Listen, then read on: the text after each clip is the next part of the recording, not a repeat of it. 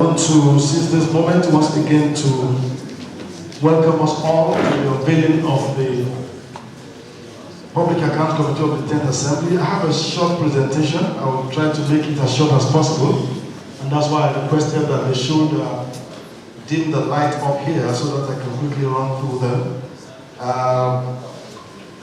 Your Excellency, we're here today because we believe very strongly that you have given us a very important assignment. And in an assignment like this, we must have a roadmap. We must have what we're looking at.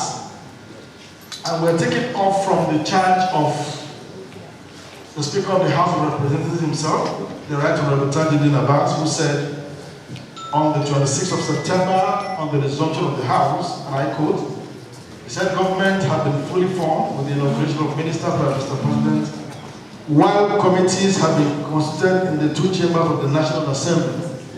And quoting Mr. Speaker, he said, we have no time to spend in delivering results to our people. Committees must actively engage NDAs to ensure public service delivery in accordance with resolutions passed by the National Assembly. He further charged that in the discharge of this assignment, we must be guided by established legislative ethics and standard orders of the House. Mr. Speaker is also lucky to have a team of very, very competent legislators. And of course, the man who is representing him today, our Deputy Speaker, we all know, is a very cerebral, very proactive, and very, very impacting legislator. And by the grace of God, he's standing here today as the Deputy Speaker of the House of Representatives. We have a slide which gives us information on the leadership of the House, right from the majority leader, his deputy, to the minority leadership. Mr. Speaker, the Accountant General of the Federation made reference to the composition of the Public Account Committee. And a few other speakers have also mentioned same. And I want to use this opportunity to thank you for the due diligence that was employed in the composition of this committee. Now, the House has a membership of 360, and there is none of those 360 who is not competent in his or her own field. But because this is a committee that has constitutionally, or by practice, one member per state of the Federation, which means we must have a minimum of 36 members. And in the tradition of the leadership of the House, due diligence has been employed in making sure that we have quite a whole assemblage of persons with requisite qualifications, expertise, and interest. My humble self serving as the chairman, my dear brother, the ACA. But I am trying to put FCA, because you always put ACA on his own, though. The chartered accountant, who is the deputy chairman, up to every other person. Our friend Honorable Bumago had just left now because she had another meeting to attend to. And of course, our leader, the only one who has the white beard in this hall, the deputy chairman of the House Committee on Appropriation, one of the most ranking members of this institution. We have quite a number of members, like I've said, accountants, public sector, governance persons, pharmacists, engineers, technologies. We have a number of legal practitioners as members of the committee. We have members from the real estate and media consultancy. We have members who are into marketing and public administration. We have members who are mathematicians, and of course we have quite a number of bankers in this 10th Assembly Committee of the Public Account. Of course we have engineers. We have persons who, if you bring any bill of quantity in that field, can help us look at it with the eagle eye that they are trained with. We have people who are economists, quite a number of them in this committee, and quite a whole lot of other professionals. And the purpose, I believe, is to ensure that we bring in the varieties of this expertise in the consideration of issues that will be coming before the Public Account Committee of the House of Representatives. Mr. Speaker, we have just held one meeting, and I want to assure you that the meeting we held has shown that members are really ready to hit the ground running and to ensure that the confidence reposed in us by the leadership of the House and by extension the Nigerian public is well justified. And so because of that, we decided to also set for ourselves, before I go on, I also want to recognize that we have the Secretariat headed by Mr. Femi Titus Ogusoya, who is the Director of Public Accounts Department, as well as the 2 Deputy Directors, leading a retinue of very experienced technocrats to service the committee. The vision. Now, the vision we have couched is to significantly improve on the delivery of the mandate of the Public Accounts Committee as enshrined in the 1999 Constitution, the standing orders of the House, as well as legislative practices and conventions. The key word here is improvement. We acknowledge the work done by all the previous leadership and members of the Public Accounts Committee of the House up till the 9th Assembly. But the purpose we have set for ourselves, according to the charge of the Speaker, is to ensure that we'll improve on every area of the operations of the committee, and that forms the kernel of this vision. The mission is to ensure that ministries, departments, and agencies of the federal government utilize public funds in a lawful, prudent, transparent, and accountable manner for the good of the Nigerian people. Because whatever assignment we have, whether as political leaders or public servant or civil servant, has only one goal, and that is the goal of service delivery to the shareholders, or let me call them directors of Nigeria, and that is the average man or woman in this very blessed country of ours. Core values: transparency, independence, fairness, stewardship, collaboration, and public interest. Let me quickly speak on the issue of collaboration. We have come to realize that in the work that we do as members of parliament, there is a lot of misunderstanding of several things that happen. And part of the reasons why there is that misunderstanding, that there is a gap, as it were, between us and some critical stakeholders in the work we do. And we have decided that in this assembly, we are going to make sure that as much as possible, we bridge those gaps. And I thank God that the man who came to speak on behalf of the Civil Society Coalition made a reference to that, because we believe that in that collaboration, we are going to be, getting better at what we're doing, and we're going to be able to get the right kind of information at the right time to the public so that they can appreciate the work of the National Assembly even better. Our strategic goals, Mr. Speaker, first is to develop our own capacity through regular trainings, study exchanges, and peer review mechanisms. The Public Account Committee is a committee that is replicated in every parliament of the world. And I go online to read about the Public Account Committee activities in India, in the United Kingdom, in Canada, in Ghana, in every part of the world. We believe very strongly that we have a lot to leverage on in terms of experience and activities. And we also believe, and that is why this unveiling of the Public Account Committee of the 10th Assembly is coming with a strategic leadership training to ensure that we are well equipped for the task ahead by having the right kind of information, the right kind of education, if I may say, to kick off and keep on being productive in the course of our assignment. Number two, we also committed to timely and comprehensive consideration of the audited financial statements and report. I'll come to that later. Again, to enhance our own capability to carry out oversight on all the critical areas that we need to oversight as a committee. We want to foster international and domestic collaborations. We also want to ensure that we proactively engage with stakeholders to ensure transparency and accountability in our operations.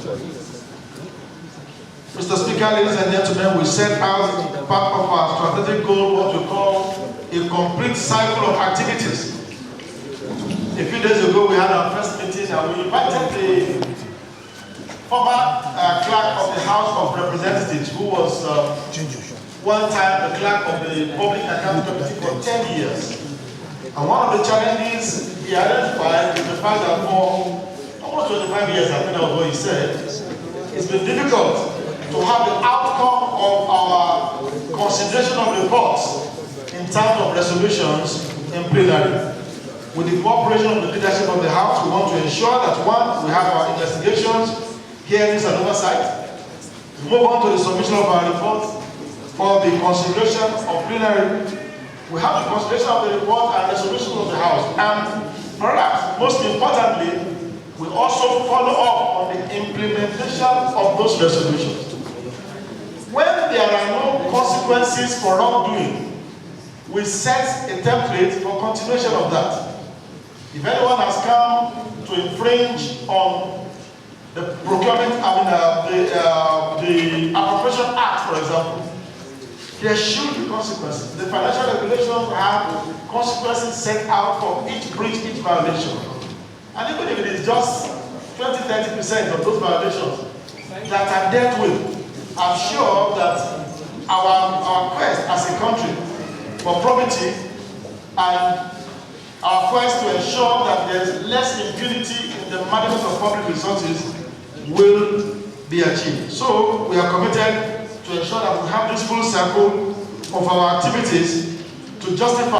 Again, I must also thank the Deputy Speaker who has prepared the bill, and that bill has passed through the first reading of the Public Account Implementation Tribunal Bill.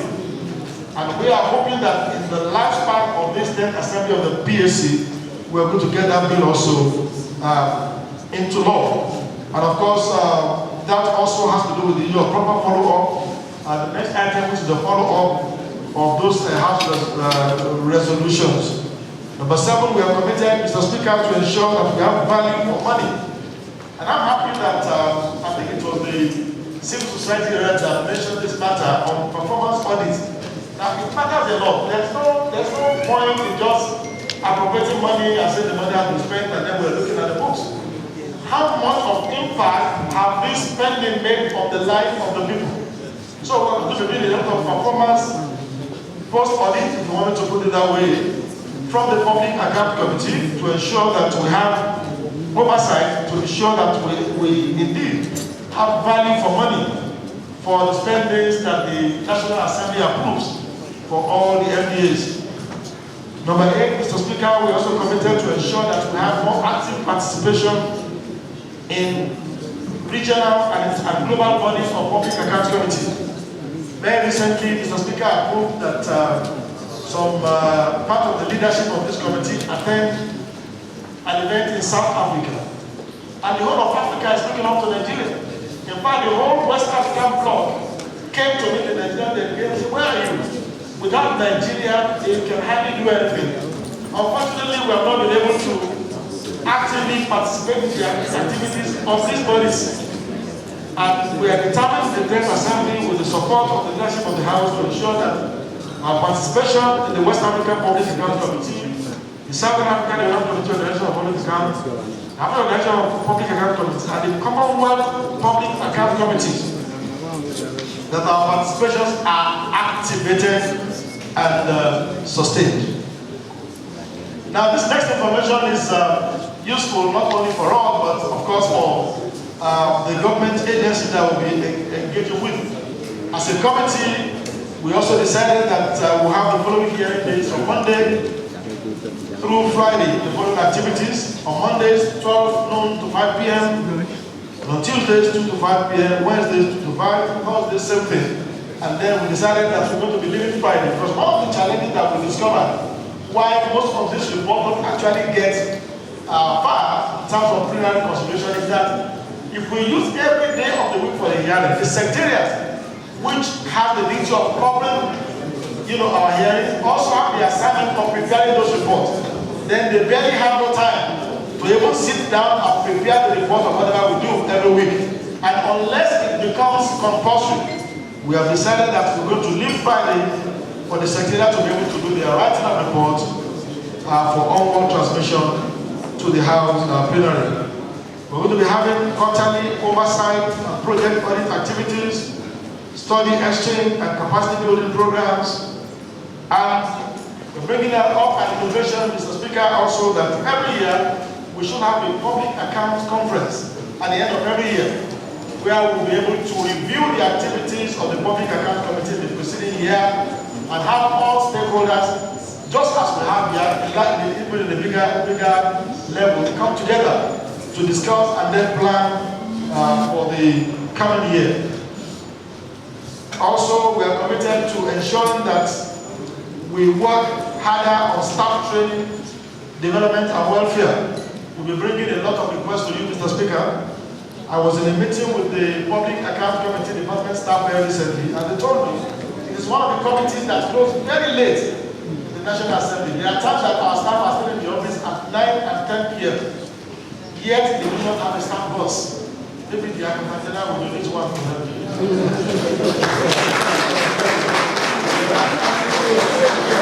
So, you can imagine, I know she has the capacity. You can imagine working till 10 p.m. and you are going to Kalu and all the other places, and then, how do you move? So we want to really prioritize the welfare of our staff in the Public Account Department of the National Assembly in a manner that will make them happy doing the job and more productive. I've spoken about our collaboration with NGOs, local and international society bodies, and other relevant committees of the House. Our expected outcomes, Your Excellencies, is to have a 100% review of public account with a focus on high-risk areas, ensure compliance of MDAs of the provisions of the Appropriation Act, Financial Regulation, the Procurement Act, Fiscal Regulatory Act, and other extant financial laws and regulations. We're going to be ensuring that we have published reports which will detail our findings after such findings have been considered by the House and resolutions passed on them. And of course, ensure that we work together with other stakeholders to strengthen the office of the General Federation, the office of the Accountant General Federation, and other relevant offices that will make this job easier and have Nigerians have value for entrusting their mandate on us. Feedback mechanisms. If you go online today and you want to see what is happening in the Public Account Committee of Canada, you will find mediums. You will find the YouTube and other mediums through which you can see what happened in the Public Account Committee of the Parliament of Canada in 2007. You can try that for South Africa, India, Ghana. You can find it. Unfortunately, we don't have that, and we believe that we should start off. And the first thing we have done is to create a website, www.pac.ng, which I will already inform has come to life as of this morning.